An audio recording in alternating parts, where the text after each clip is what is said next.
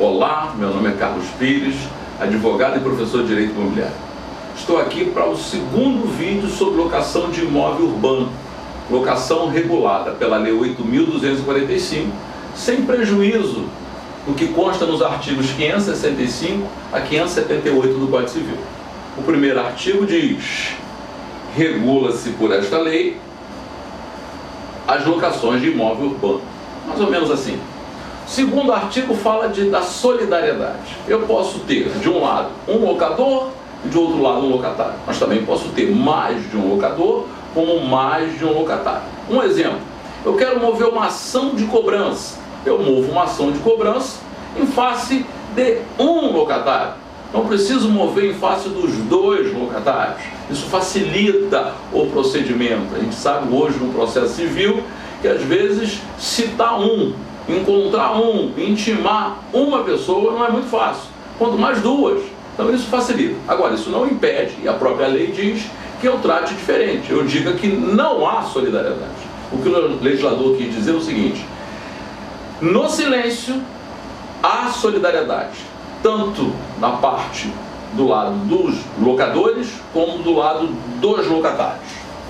O terceiro artigo fala de um ponto interessante: vênia conjugal, ou seja, é a ciência, é a anuência, é o consentimento do outro cônjuge na relação locatícia. O que o legislador fez? Até 10 anos, um cônjuge pode alugar o imóvel. A partir de 10 anos, um prazo superior a 10 anos, ele depende da anuência do outro cônjuge. E diz o legislador: o prazo que ultrapassar esses 10 anos não tem nenhuma eficácia se faltar a anuência do outro cônjuge, se faltar a vênia, se faltar a concordância do outro cônjuge.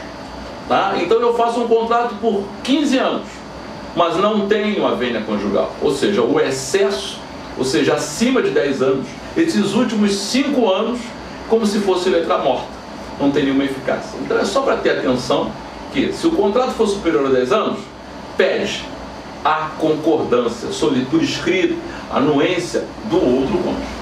Vamos ao artigo 4º, denúncia da locação. O locador não poderá reaver o imóvel durante o prazo ajustado para a locação, ou seja, durante o prazo determinado para a locação. O locatário, todavia, poderá devolvê-lo, desde que pague a multa pactuada no contrato. Pode ele ficar isento da multa se a denúncia se dever à transferência de localidade pelo seu empregador. Ou seja, locatário de um imóvel precisa se mudar, precisa denunciar a locação porque seu empregador o transfere para uma outra localidade.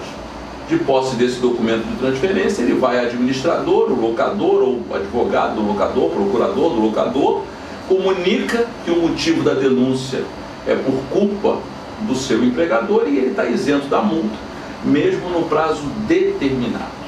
Se fosse no prazo indeterminado, não haveria nenhuma preocupação, porque no prazo indeterminado, tanto o locador como o locatário podem denunciar a locação sem nenhuma obrigação, sem nenhuma indenização, a princípio, para nenhuma das partes.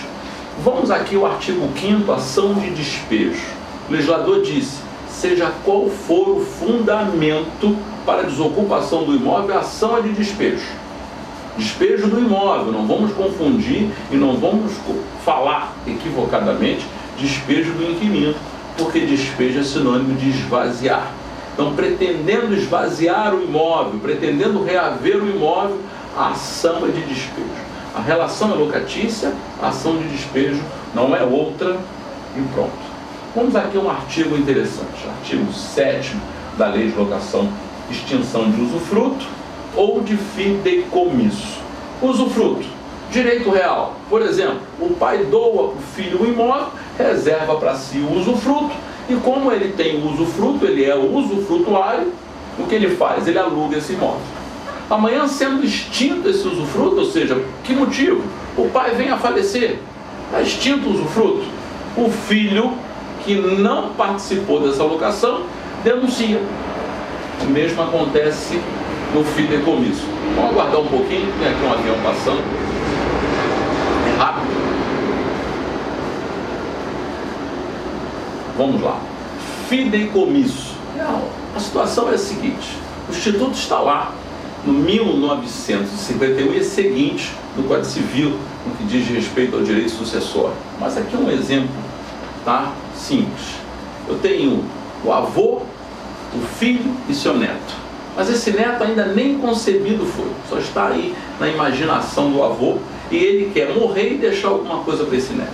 Então ele faz um testamento, deixando para alguém que nem concebido foi no momento de sua morte. Só que ele tem que deixar com alguém. Princípio da titularidade do bem. Então ele deixa para quem? Para a filha. Então a filha passa a ser o quê? A fiduciária, ou o filho fiduciário. E nessa qualidade tem o poder de alugar esse bem. E aluga. Amanhã, sendo extinto, ou seja, vindo o fideicomissário a ter o poder sobre esse imóvel, ele diz: não participei dessa locação, por isso denuncio a locação. E é isso. Coloquei aqui fideicomitente, que é o termo usado para o testador.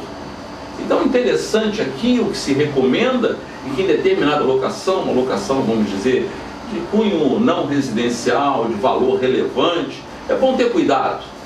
Porque se eu tenho de um lado, como locador, uso frutuário ou fiduciário, é importante que eu venha pedir a aquiescência do não proprietário ou do fideicomissário, se possível. Para quê? Para que evite, quando extinta a locação, quando extinto o usufruto, ou quando extinto o fideicomisso, a locação se extingua também, e aí o locatário, claro, vai ficar numa situação de absoluto desconforto.